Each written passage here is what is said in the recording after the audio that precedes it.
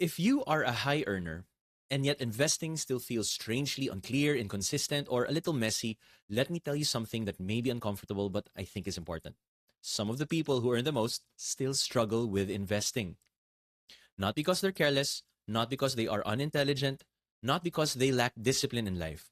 The problem I see with many professionals is not intelligence or income, it's that they don't actually have a method. And that matters because a lot of people assume that once income becomes strong enough, investing should somehow begin to work almost automatically. It doesn't. That's the tension I want to talk about. Because in most areas of life, intelligence and income tend to produce visible progress. If you're good at what you do, you usually move forward, right? You get promoted, you earn more, you solve more complex problems, you build a certain level of confidence. So it can feel confusing when that same person looks at their investing life and realizes, why does this still feel uncertain? Why does this still feel reactive? Why do I still not feel like I truly know what I'm doing here? And the answer very often is this: income gives you capacity to invest.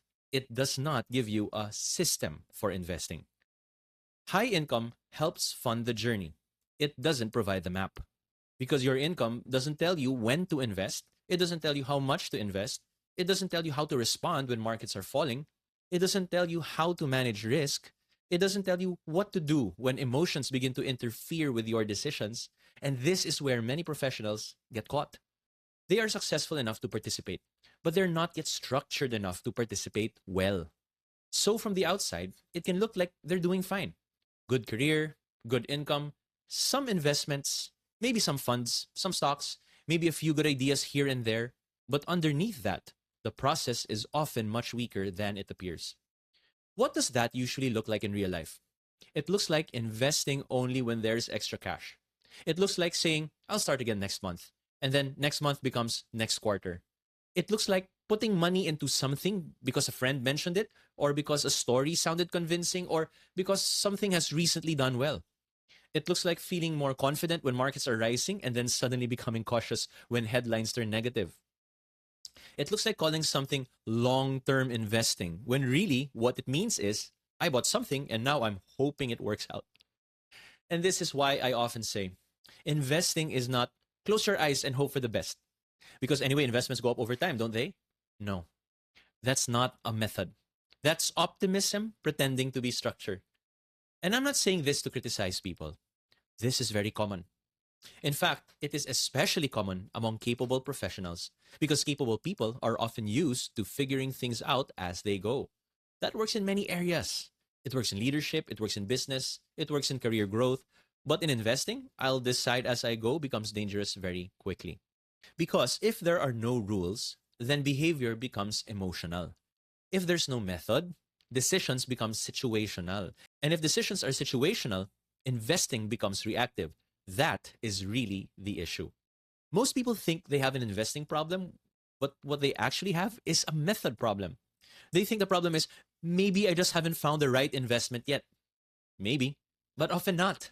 Sometimes the deeper problem is that there is no repeatable process governing what they are doing in the first place. So the result is inconsistency. They invest when they feel confident, but they hesitate when things feel uncertain. They become more active when markets are exciting, but they become less clear when markets become uncomfortable. And the difficulty with that is not just that your investment returns may suffer. The deeper problem is that being reactive prevents the formation of a durable investing system. Because compounding is not helped by inconsistency. A sound financial future is not built by scattered action. And emotional decisions have a habit of showing up at exactly the wrong moments. So, yes, poor returns are a concern, but an even bigger one is this: a person can look financially successful from the outside and still be structurally weak as an investor. That is why this conversation matters.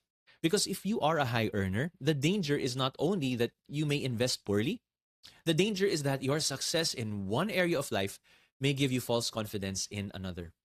You may assume, quite reasonably, that because you're doing well professionally, that your investing must be more solid than it really is. But income is not the same thing as method. Capability is not the same thing as structure. And intention is not the same thing as a system. So, before asking, what should I invest in? there's a more important question. Do I actually have an investing method? Not an opinion, not a preference, not a few investments here and there, not a hopeful long term mindset, a method.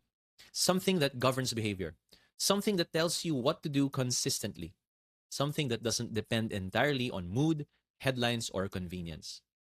Because once you see that clearly, something else becomes clear as well. The issue is not whether you're capable, the issue is whether your investing is being governed by a real process. And once that becomes obvious, the next question becomes very important. What actually drives investing success in the first place?